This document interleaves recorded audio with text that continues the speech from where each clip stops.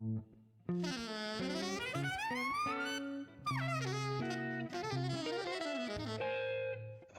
Jazz.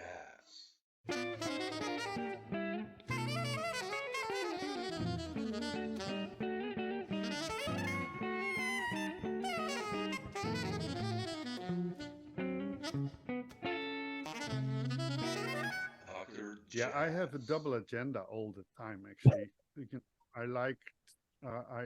It was a dream for me to be able to work with filmmakers. Those filmmakers I was able to work with, Yeah. of course, uh, uh, uh, with Werner Herzog being the main inspiring factor, and and also uh, um, the urge of making music that could function as a standalone, Yeah. basically. So I know sometimes that might clash, but but usually lately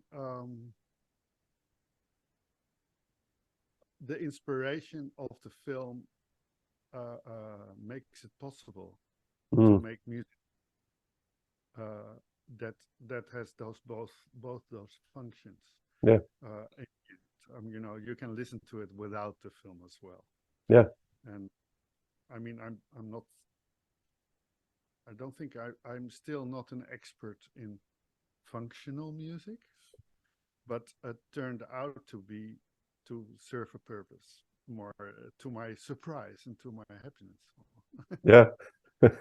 No, it sounds beautiful.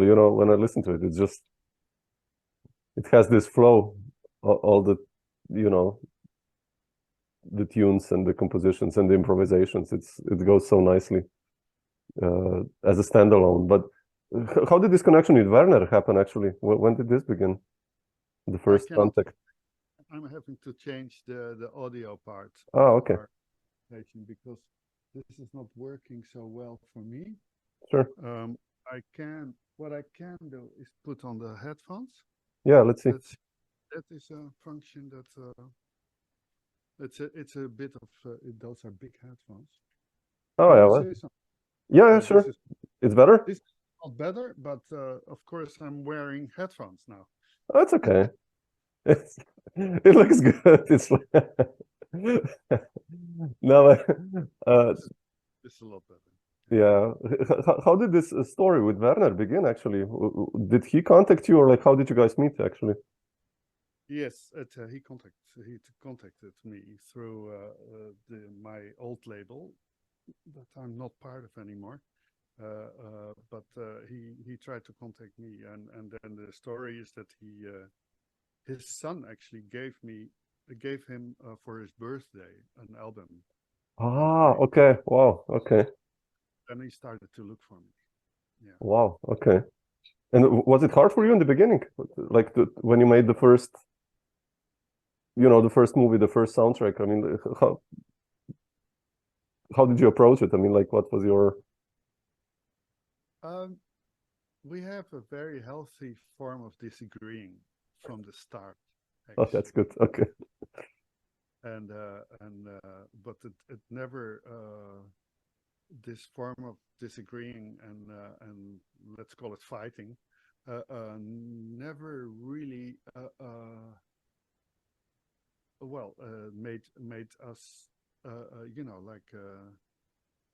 made disturb the continuity of our collaboration. The first time the album he was given for his birthday was the album with the Sardinian choir, and so basically that's what he wanted for his. Okay. So I said, "Here you come," and I dreamt of being able to make music for your movie, and then you want something I did already. So here's this buy, and so that's how it started. I would rather make something else, something like for you. and then his, and then so then we got into conversation about what it was, and so I was already collaborating with Mola Sylla, Mhm. singer from. So I suggested a combination of working with Mola and also combining Mola with the singers from Sardinia, and so and then he was willing to take the risk. Yeah. To hear, to get something he didn't know what it sounded like yet, and that's basically how our collaboration developed. Oh, it's beautiful. Yeah. Yeah, then I got to see because we recorded before he went shooting. Ah, wow. Okay. Yeah, it's a movie called The White Diamond. Mhm. It's about trying. Yeah, what is it about? It's about trying out a sort of a little zeppelin kind of flying object above the canopy in French Guiana, near the Kayatur waterfalls. Mhm. And actually, there's the scientific side to it. That is like the canopy up of the rainforests have never been explored very well Mhm. from above, really closely above, because it's very Sure. hard to get there, and this would be the way to do that. But it was also trying out a new flying machine where only two people can sit in, with the servo engines being like extremely dangerous. Being that high up, like Sure. with flying with a machine that is not properly tested before. So there's all these stories in it. Anyway, this the footage that ended up was wonderful, and the storytelling. I think it's a very nice movie, Beautiful. and so Werner, this was an honor. Werner took a lot of the footage with him when he was shooting this footage in French Guiana. He had already the music, the material of us. And then I got to see the movie, and I asked him, listen, can I also add some Yeah. more music for certain scenes? Can I play solo to it? And he arranged for me to go to a studio and to play together with the image, Yeah. with a few. So that's how it went. Wow, that's beautiful. Yeah. It's not. It's nice when you said that you have a nice form of disagreement. I like that actually. It's always nice in every band also to have a little bit of not tension, but like this positive tension. That's, I think, in any uh, project, whatever. This is good, I guess. Otherwise, it's all like, yeah, it's all cool. Like, but you mentioned Mola, and you were in Bergamo, right? You said, I think, last week when we spoke. Yeah, with this trio, right? Yes. Yes. Uh, With ho- Harmen, and Mola, Sylla. you guys have been together like for quite a long time, and Yes, we started. I think our first gig is like 2005, wow, 6, or that's somewhere. 18 years. Yeah. Yeah, but with Mola, I know Mola since '89. Wow, already. Okay, Yeah, we played didn't know duo that. '91. Yeah, Wow, I didn't know that. Okay. quite some projects. Like the first, he asked me to play duo in '91 on in a club in the Netherlands, and we actually immediately clicked and had a wonderful connection. And he came with a group called Senemali, his band, to the Netherlands, and basically for a festival. And basically they tried to stay, and they had some arrangements in Italy at that time, and at that time it was very hard to travel Yeah. as Senegalese Africans with with visa. Sure. So they needed a staying permit, and that's at that time there was still it was possible to stand to guarantee the Dutch government that these musicians would benefit from a staying permit because they would be able to be self-supported. Yeah. And we could at that time it was still possible. Now Yeah, it's different. Yeah. the individual you cannot support people that way anymore. Yeah. No, but you have a beautiful. I mean, I listened to. We were there. What you guys did, Yeah. the last one, and it's so beautiful. And you know, also the tunes you wrote, this Bodensee and Charlotte and all. It's Yeah, say it's Harmen. Harmen. oh, it's from, Harmen's. Oh, I love that tune. It's so beautiful. That's both him. Ah, Yeah. wow. Okay. Yeah, he's an amazing writer. Everybody writes music for the trio. We made that's our third album, and then Yeah. yeah, so it's lovely. I don't know how it's possible, but we also make material for the trio actually quite quickly. That there is new material suddenly. Yeah, we really resonate. It's always a surprise. Yeah. It's nice to hear you. Always, you know. I mean, I have you on so many records. You always had groups like Cluzone and all these, and it was always, you know, it sounded amazing. And this one is as well. Like, it's. Are you guys preparing also a new record maybe coming out soon or? We are planning again. Yes. Yeah. We have to. Okay. Yeah, we already. There is a lot of material that I did. I'm just actually editing. Okay. Or editing. I'm just picking out from big files. I'm bouncing a material that I did duo with Harmen. Oh wow, beautiful. Then there's a new movies of Werner Herzog came out called the latest called The Fire Within, and I was able to record with a large ensemble for that. Oh wow, beautiful. And also Mola is involved in that, and there's a great there's two really lovely violin players and a lot of cellists, and Harmen is playing the organ again. Oh okay.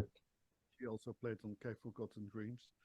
So I'm hoping to bring out quite a lot of material, and I recorded with Harmen also in duo now, with the organ and with piano and electronics that he is playing with lately. And so there's a lot of audio movement going on. You're gonna release it on your own label again on Spring Music or? At the moment, it looks like that's I mean, audio is not a business model anymore, right? It's yeah. So I'm a little old to be very patient to find a connection with releasing audio and hoping that we also get to play concerts. So I'm a little in a hurry, but I would love to play more than like at least get a little bit of the rhythm back that was going on before COVID hit. And but the concerts we do are lovely. Yeah. I just recorded with on the invitation by a young violin player from Norway, Hans Peter Kjørstad, and I was just there also to pick the recordings that we wanted to put in an album, and that album is wonderful. I'm working with another violin player, amazing violin player called Mario Forte. And yeah, well, he was brought up in France by Italian parents, but after he graduated from conservatory, he went to New York, and then COVID hit. He worked there a lot. Oh wow! I don't know so much. I mean, he played with everybody there, like Richard Bona or but his you should check him out. Yeah, I will definitely. Yeah, I don't know him. I mean, definitely. He's a super virtuoso violin player. Also, I like in jazz and in classical music. Yeah. So I was asked by two young women, very young, but amazingly virtuoso musicians, flute and piano. Mm. Piano chairing in and flute Keija. Oh God, I have to know her.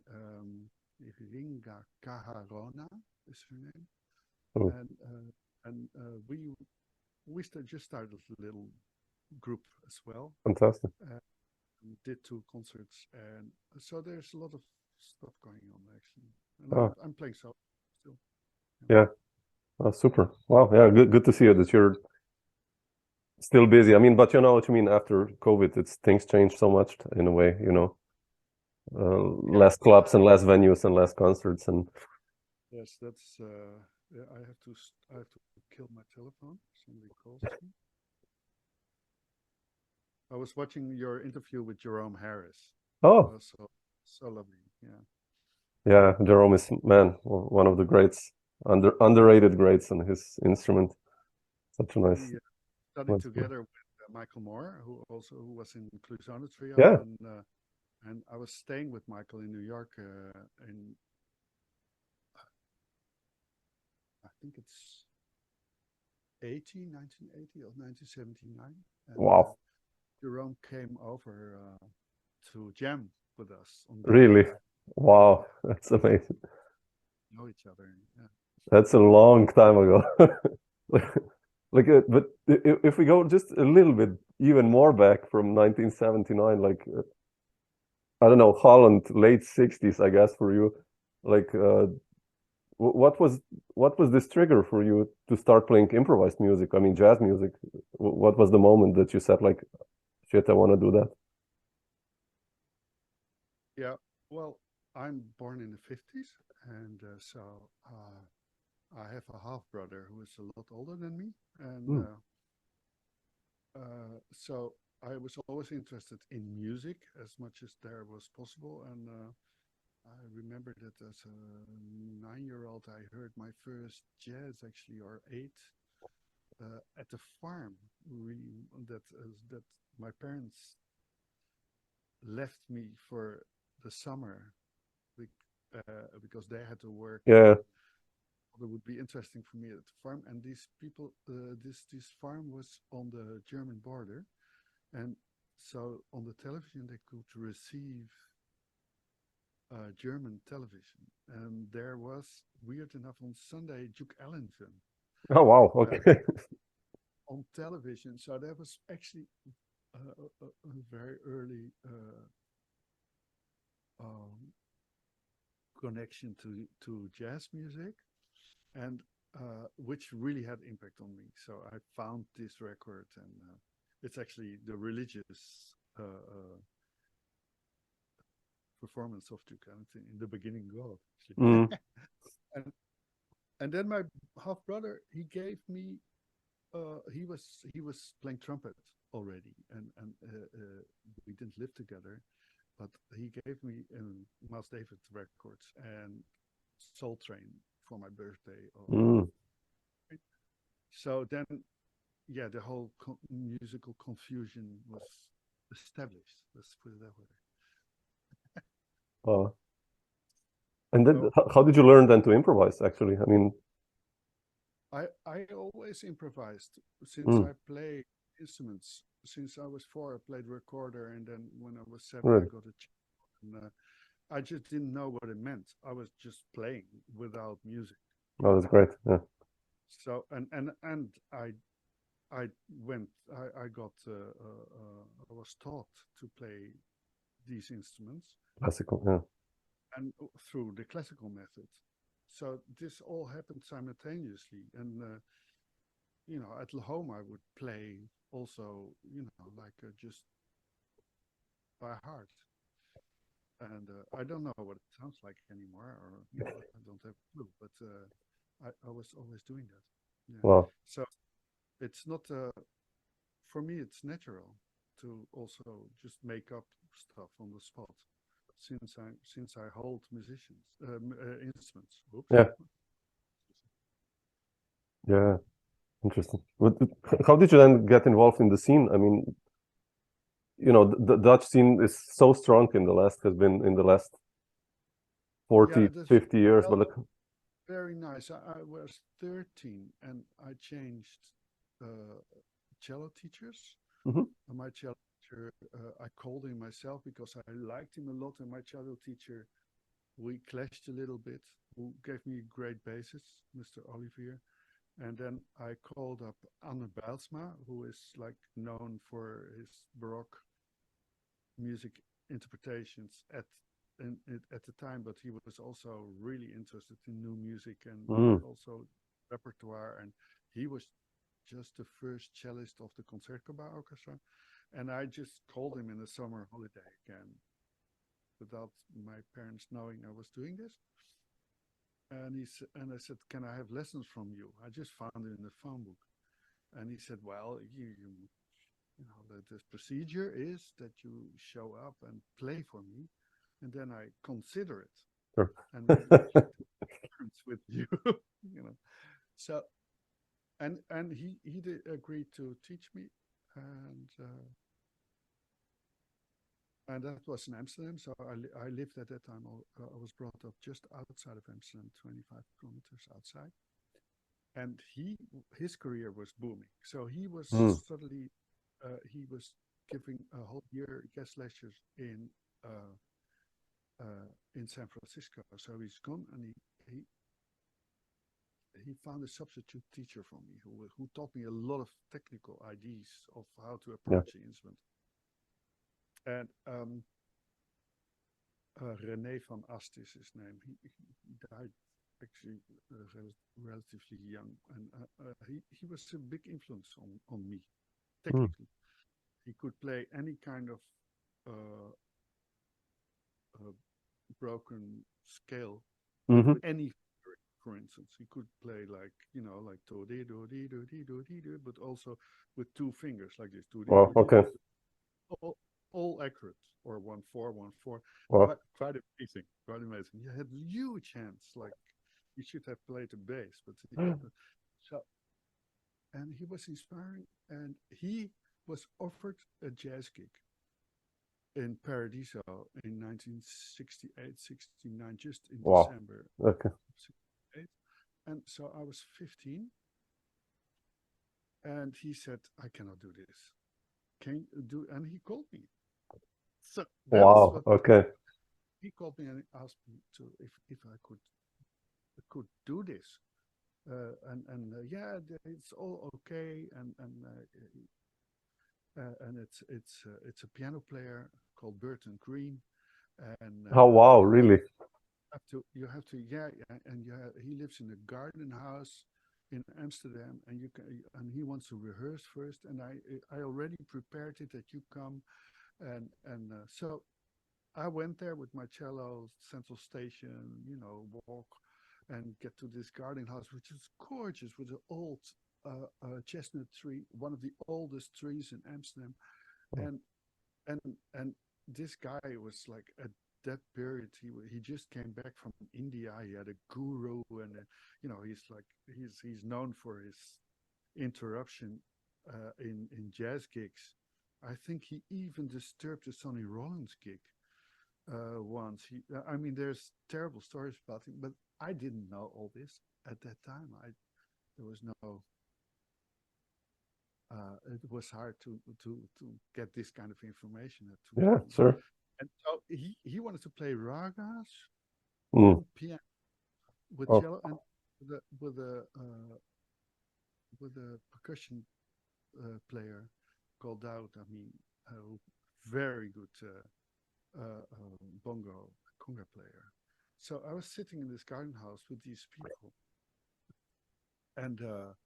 and had a rehearsal, and then we played in the Paradiso just before New Year's Eve, and in another called, and on New Year's Eve called we did a gig, and there were all these other musicians also there that I immediately met, and yeah, then it started. That is the practical part. So I started to meet musicians from Curacao, and also Portuguese musicians, and from a group called Sail Joya, and I ended up playing with all of them. Wow. Yeah, and I met musicians soon enough through Burton Green had also a large band, and he invited, for instance, South African saxophone player Sean Bergen, Oh yeah, who sure. started to play with in duo and made our first produced album with it came out in '76 or something like that. Wow. Wonderful album with Mistakes. So yeah, the confusion was total, and I listened in between since that that gig on New Year's Eve was actually quite important because I was also in '71 with another band that played that same night. Their bass player left, and I had the bass function in that band and recorded my first album called Banten in '71. Wow. So so that's how the confusion started, and also since my school time, '68, I met this drummer, the son of a filmmaker called Gerry Hemingway, the son of Bert Haanstra, who is actually quite famous for his films and also for his collaboration with Jacques Tati. Mm-hmm. And he was older than me, and he took me to jazz gigs. So I have seen a lot of jazz concerts Wow. since I'm 18. Yeah, That's so amazing. he would go out. Yeah, so and then the connection with musicians from Curacao was also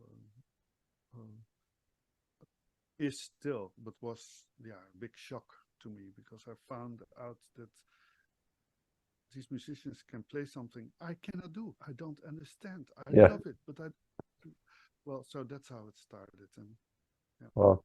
So you were 16 basically when you started to play already kind of concerts, and Yes. wow, Yes. that's amazing. Wow, that's early. I left conservatory already then. Wow. Yeah. I couldn't finish it. And my teacher actually encouraged me to leave. He said, then we will meet again. That's nice. Yeah. Do that if you develop your own music. And well, he was right. I didn't have that kind of a vision, you know. Yeah. So I lost my support. So I started to live in already since I'm that young in squat houses and playing music only. Wow. And sometimes there was a gig that would pay a little bit, you know. And what was my point? But he was right. In the end, in '91, I had a solo project in Montreal on a cello festival, Mm. and my teacher and me, we were on the same bill, which I didn't know. Oh wow. So he was playing solo and did a project with musicians from Montreal and from Canada, and I worked with students from the conservatory. I did a project with them, and I played a solo concert that same night. So we hooked up, and we had been friends since. That's Wow. one. Yeah, thanks to Beautiful. his vision. Actually, by telling me to go, Yeah. to not follow his path, that was a very good educational decision. Yeah. Wow, man, that's incredible. Like, how did then this first of all this connection with UK and American musicians begin? I mean, I know I've listened the other day to this company by Derek Bailey and Evan Parker. Then you did, with Steve Lacy and George Lewis and all these giants basically in the mid '80s. I mean, in Holland, there was like a lot of happening, this unification with other musicians from other countries, USA and UK. Like, how did this happen for you? I mean, like in playing with Derek, let's say, and Evan, like, this masters. Yeah, Derek, I don't, it's very hard for me to recall how that went. It's probably I know that I played with Derek and Han Bennink also in a festival Uh-huh. in London. But I think I met Derek was invited by Instant Composers Program Okay. and invited me to come over. And actually, Uh, he invited me to play at company in London in the ICA, which was lovely. And then he invited me to come to New York in '83 to oh, play. So wow. I met Gerry Hemingway for the first time, and actually Derek, and it was in a loft uh, with a elevator shaft in the middle. And Wow. Derek made it was a huge open loft, and there was a lot of audience, and Derek made programs of who is as evenly divided, like who is playing with who, two Yeah. his trio, and he made a trio with this guy called Gerry Hemingway and him and me, Wow. and Gerry didn't show up, and the story later is that of course he had like problems with his car and the drums and anyway, so he said, well, when it was our time to play trio, he said, well, we play duo. And so we played duo, and then the elevator shaft, the elevator opened, and there was this guy with all these boxes with drums coming out one by one, and we were just playing, and the intensity was amazing because he was basically Making. setting up his drums one by one, and then he had it finally set up, and that was the moment we were almost on a sort of a Climax, yeah. climax, and we stopped, and he just played a solo only. He let his weight go only on his bass drum, Oh, wow. and it was it was brilliant. It was wonderful. It was really really lovely way of meeting somebody without words. And now, well, you know that I've been since playing with Gerry a lot. Yeah. Yeah. Is that trio still alive with Georg and Gerry? Yeah, I call it alive. Yes. Yeah. Okay. We have a little bit of a problem with promoters Yeah. that somehow don't want to book us, but yeah, we like It's a to beautiful play trio. Yeah. out. And there's a lot of music in it, and there was always, and we actually released 2 albums, one on a Polish label and one that Gerry Hemingway released on Live in Elmau. Okay, I have to find it. Okay. Oh, super. It was in the, I think he released it in the COVID periods where we all had to sort of be occupied with other stuff. Yeah. How was this first New York experience for you, like when you went overseas? I mean, New York in the beginning of the 80s was quite wild, and but musically it was amazing. What I've heard from interviews, with people and Overwhelming, I guess. I stayed with Michael Moore the Mhm. first time to New York, and I remember the first. I was really insecure, Sure. and so I couldn't really. I remember that I find it hard to sort of be find my way. I was just behaving like some sort of insecure dog walking behind Michael Moore, like, where are we going? And like everything looks familiar, but everything is different. Sure. That's how it was, and he immediately took me still with quite a big jet lag to play music for dance classes, because that's how he Yeah. after graduating, New England Conservatory of Music. That's like, if you don't, you have to make money. So, and that's how he sort of got by, Yeah. trying to play with people and like live as simple as possible and make money for playing for dance classes. So Michael, he introduced me to NYU, the old Martha Graham dance school, the Jennifer Muller, Louis Falco,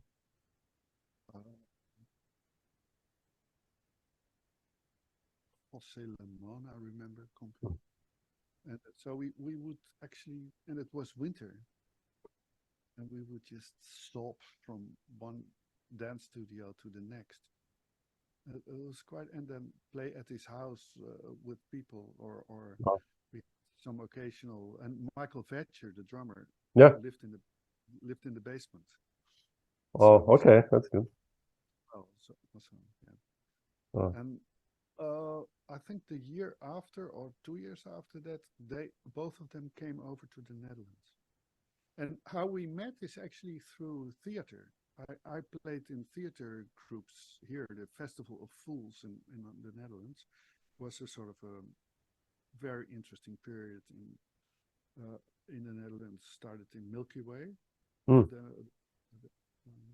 sort of a multimedia center at that time,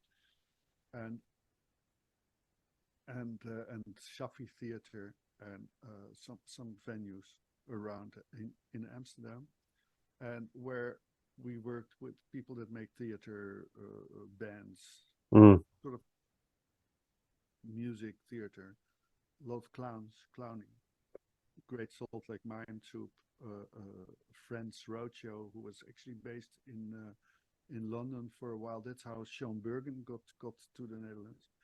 Okay. I got the chance to play with theater that way, and the brother of Michael Moore, Greg Moore, trombone player, tuba player, he said, you have to meet my brother. He's coming over, Michael, and he was just graduated from New England, and he came to the Netherlands, and so that's how we started to play the gig in Berlin the first time, immediately after we met, and like weird sort of. It was all about music. Yeah. Yeah, you and Michael, I always, when I hear you, like, we're no kids. Yeah, no, but you had this amazing connection with him. I mean, the first, I was a teenager, and then a friend of mine gave me the Clouzon trio, I'm an Indian. And I listened. Yeah, I know, and I was like, man, this is killing, for me. It was like I was discovering jazz, and I was like 16 or something, and then someone gives me this, and I was like, shit, wow, you can go even in this direction. And how was, for me, that trio is really important in my musical development, I'll put it like that, or conception. Like, how did you form that band? I mean, obviously you played with Han also before, but how did you guys decide to do that group? I mean, yeah, we played Han. I know Han since I'm 12 years old. Since I saw him play, yeah, because this drummer, the son of the filmmaker, he invited him because his father gave him tabla, and he wanted to know the tabla. And at that time, just around that time, Han played with Nina Simone in the Concertgebouw, a gig where he was also playing tabla. Really? Oh, wow. Wow. I don't think there's any footage of that. Oh, shit. So he was showing my friend, who is like 15 or 16, he came over to show how the first steps to play tic-ta, like yeah. Tabla. And so then we started to listen to his concerts, and but I started to play with him with Sean Bergen, the saxophone player. Penny was a player from South Africa, and then then this ICP time started also for me. I was invited to play in that. How did the ICP story for you begin? I mean, it's probably the most influential group coming from Holland, I would say. I mean, like, well, it is Misha Mengelberg who decided in it, I guess, and he invited me to play in it. I was immediately in rehearsal, but for a rehearsal for them to go to Japan, and I Wow. was too late. Already tickets were already, like I was rehearsing with them, but they were going to Japan. Wow. And after that, it's about 20 years I was in that group. When did you start playing with them? 1980. 80 already. Wow. Okay. Wow. Wow. I was doing a lot of bass function then, and then Misha started these wonderful projects with the music of Herbie Nichols, and Yeah, that's so beautiful. Yeah. so I was invited to actually do a tour with Steve Lacy. Here, first quartet with Steve, And George Lewis, that one, no. George Lewis came afterwards. The Okay. first time was some gigs in Italy with only Steve, Han, Misha, and me. Wow. In Cluzone. That's how I got to Cluzone the first time. That was 84, and we went to Via Reggio. We played in Catania, in Sicily. Wow, Sicily, yeah. Beautiful. It's 4 gigs or something. And I was too young, and at the same time, I learned a lot. It was wonderful. And How was Steve like? Oh, really nice to me. He was, there's a story that I really liked. That in Cluzone, we had to play as the last band, which is late. So, and there was a little bus that would take us to a hotel a little outside, and we were waiting for Han and Misha to join in the bus, and there was this girl that, sort of guides us to the hotel, and we are sitting in this bus waiting to go to our bed, basically, and Steve is sitting like this, and tired, and she starts a conversation with me, like, who are you, where you're from, all these kind of, chit chat, and what instrument do you play? I play cello. Oh, I love the cello.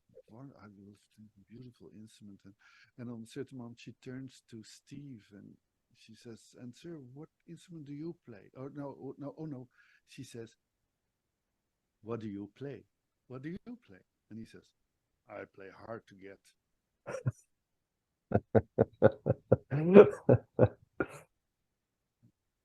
Yeah, he was wonderful. I met him. I was doing with a Japanese dance company. I was playing also around that time in Paris for about 6, and he was living around the corner, so I would ring his bell a few times, and he would take me in and talk, and it was wonderful. So I met him in more occasions, and then there was the quintet and the recording with George Lewis, and that's all Misha's doing, and asked me to play with that, so it was an honor. Misha was hugely important, right? When I speak to Dutch musicians, he was so important for the Dutch scene, right? He was a peculiar guy, what I hear, but like. Yes, he did amazing stuff. He taught a counterpoint on the conservatory for jazz musicians, mostly so, because he had a sort of a really good, thorough classical, compositional upbringing, perfect pitch. He was totally. He is really a monk and Herbie Nichols adept, and like knew this music by heart, and an improviser, and he had this beautiful love-hate relationship with Han Bennink going on. This duo is marvelous. It's theatrically also there was a gorgeous tension between those two, and it was a good time. There were many more musicians that did interesting stuff in the Netherlands, and there were people. So as I said, our former colonies, Suriname Yeah. and Curacao, Caribbean islands, and in Amsterdam there was a gorgeous mix of people interacting with each other, Yeah. relating. Being interested in each other's heritage, musical heritage, and there were opportunities to actually try things out, Yeah. which was not such a stuck-up thing, but just actually sitting down together. There was always Wednesdays where there will be workshops of percussion playing, and Well, when you with the cello, you could actually just sit in and try to, I was actually offered a few gigs where I would have to hold the bass line, like the yeah. kazoo kind of, tu-ting, tu-tu, boom, tu-tu, tu-tu, oh, tu-ting, tu, and I was not allowed to play anything else, and so everybody could Play over. Yeah. if I would try to be inspired and play anything else, they would say, hey, would be forbidden, which is a great lesson for me. Yeah. Definitely. Limit myself to function in a polyrhythm. I learned a lot. Yeah, I'm still trying to learn. Yeah. Nah, beautiful. Yeah. Ernst, not to take too much of your time, but what's on the schedule for 2023 for you? I mean, upcoming months, and I mean, you mentioned you're mixing a lot of stuff and editing, but also gig-wise and.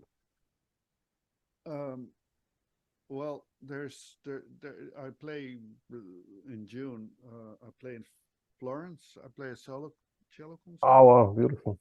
And I don't know in which kind of venue I play, but that's where I'm going. And the trio has some doings, even in the Netherlands, where I play, unfortunately, not so often. Mm. Yeah, it has also to do with the fact that I'm a non-government supported musician. So I don't these small Clubs, trio yeah. that I think they should be self-supporting, and sometimes that whole this noble idea of thinking that we should be self-supporting backfires a little bit, because slowly I've been finding out that, of course, there is a sort of a competition in venue. I mean, I'm too expensive for venues. So when other groups can offer themselves for Sure, I know what you mean. Yeah. already have a sort of a structural support system going on. So, but still there's exceptions, and there is this duo with Mario Forta. I play in the BIM house on actually a duo the 12th of May, a duo concert with him. I just played in Paris with him. He's amazing, and it's a lot of fun. We made a little video of I'll check it out, definitely. Yeah. Gathering, and also his life story is interesting. He made in COVID period in the garage. He went back to the garage of his parents to make a video, and it would be spoiler alert if I would tell you something about him, but he's actually super interesting. And so if you find his own, he sort of acts a very interesting. I really have to check them out too. Yeah, and I'm working on a film score that I already recorded for that. I'm editing the pieces of. But as I told you, there's a double interest. Also, this music, quite a lot of the music qualifies for release as audio, and so this film has to be finished before the end of before the summer. There is actually a very interesting film that I'm not allowed to say something about it. That is that I'm involved with, which is more of a long year project, Mm-hmm. which I don't even know who is going to direct it. But the story I'm involved in alerting a producer, a film producer, um, to go for this project, and so that's going on. And yeah, then there is the Sardinian choir. Oh wow, okay. Yeah, we have a program together that we played a lot last year, and hopefully it's option time at the moment. So I don't know exactly where we're going to play, Yeah, but that's we super. usually nice venues and good sounding, like churches and good Yeah. sounding. And we are family. I play already with them for 30 years Wow. now, and yeah, that's a gorgeous collaboration. I'm very happy still with them. I made a video about this movie of Werner Herzog called Fireball, about meteorites, Mm-hmm. and I on my YouTube channel. Okay. Fun. It's called The Making of the Music for Fireball, and I also play some solo there. It's a half an hour video. Oh It's a wow, bit super. long. Yeah, but it's Then, nice. then there is a project I play with a great recorder player called Eric Bosgraaf. He is a improviser, but he's sort of a world champion technical recorder player, playing old Baroque material, of course, and gorgeous. And we met actually on the street in my town where he was staying about 8 years ago, maybe a lot 9 years ago.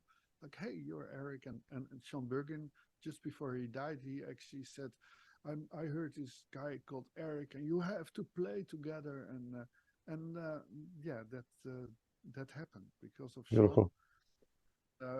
We made videos of we have our real own earth interpretation of the music of Bach, and Wow. we actually released the videos. So you will, if you find Eric Bosgraaf,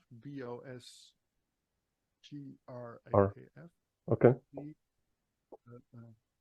video on I'll search YouTube. him. Oh, fantastic. And I want to release. Yeah, I'm working. Also, I'm sitting on a lot of recordings. Also, that I would love to release, but so I'm at the moment I'm mixing a recording with that I made already maybe 15 years ago with Simon Nabatov, Really? and Oh wow. A duo or? which is duo work. Wow. Really, and I already a year ago I wrote to him like, I still sit on this music, and could I release it? Yeah, well, let me listen to it. And it's hard to get around to do the things, but I actually am doing this right now, and so I want to mix it really well before I present it to him. And of course he has to say that he will be Yeah, sure. okay. As I started our this conversation is music is not the business model anymore. Yeah, it's hard. Yeah.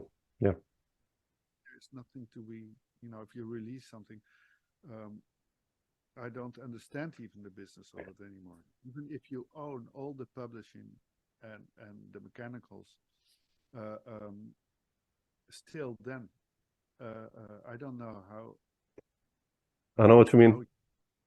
people will be able to get by and get concerts opportunities, and so I'm still fortunate in a way that you look for me, and there is a little bit of a history that makes people still curious if I can still deal with it. But young people that have incredible potential, and how their like Instagram kind of the overload all over, and how labels function at the moment. That Yeah. labels basically, in order to funnel to advertise the music that they release, the only way they can survive is by demanding a publishing percentage Yeah. of the, which Yeah. is basic their music right, Yeah. that they risk in order to, and if this is a wanted, desirable equation, I'm not sure about. I know what you mean. Yeah. Yeah. Love to see labels sort of reinvent themselves and become less of a commercial entity. Yeah. But Yeah. I think you have to just wait for sort of some kind of financial crisis. Super. Maybe some form of reset, maybe. Yeah. Yeah. No, I know what you mean. I'm also like, I have 4 or 5 masters at home of albums that I've recorded with, waiting to be released. And I do release them either on a label now or on my own. But then I always ask and it's like all the music is really good, with amazing musicians. But I ask myself, okay, you release this album, but so what's the purpose of it? There's like gonna be 2 concerts coming from that album, or then you get this good reviews, and that's it in a way. It's like, but I guess it's to document yourself. I mean, that's primarily also, but still. Yeah, document yourself. Yeah, that's definitely there is a good assignment that comes with this. If you want to release something, the urge of or needing to release it should be pure musical one. Yeah. Basically. And maybe practical one. If I release this, can I actually perform it?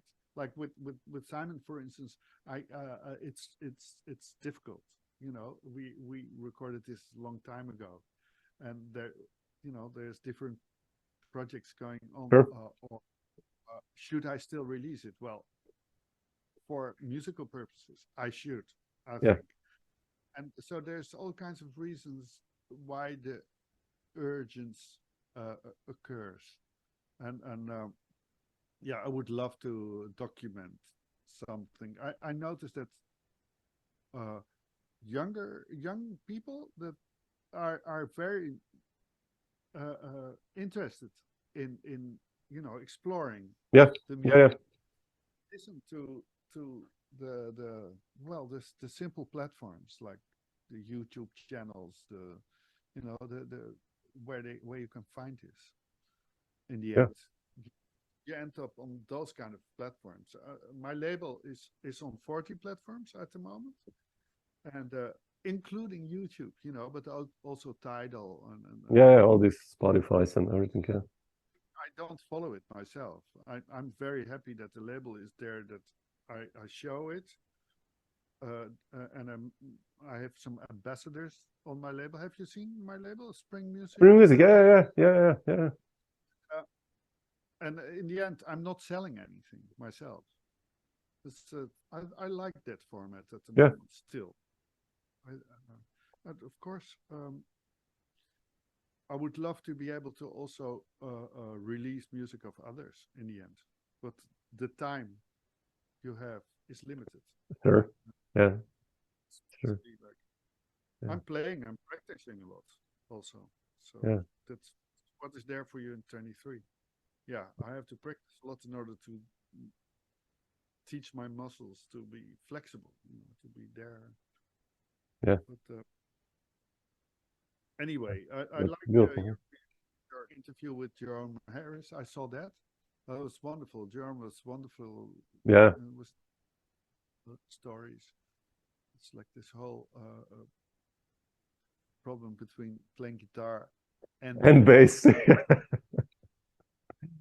Quite funny. No, but it's beautiful. Yeah, I mean, I love hearing you guys. There's so much history. What you and your peers have done, and I think it's a good way, at least partially, to document it in talks like this. That I hope. But there is interest. I see people are listening and checking it out, and I think that's an important thing to document. Especially the music you do, like this improvised, not really commercial music. I'm talking about like that. Yeah, I don't think I'm not sure that there's no. I have a few tracks that suddenly people listen to a lot. Like there's and now since I started my own label, I since 1.5 year, I have actually a little bit of how do you call it, data on who is listening to it and from where they come, and it's like this track Shadow, and there's Looking for a Frozen Sky, two tracks that are being streamed a lot, and there's from Shadow there's also a little video of the making of that piece, and I found out now that it's people between 18 and 35 years old. Wow. Like 5% of those of the people are between that age range, and well, I'm 68. That's fun. That's fun. That's interesting, right? Yeah. It proves a little bit that music can be ageless. Yeah. And so that's lovely. Yeah, it's a nice thing. That's good news. That's good. Very good news. Yeah. Cool. But great. Ernst, won't take more of your time, but thanks for sharing. Dr.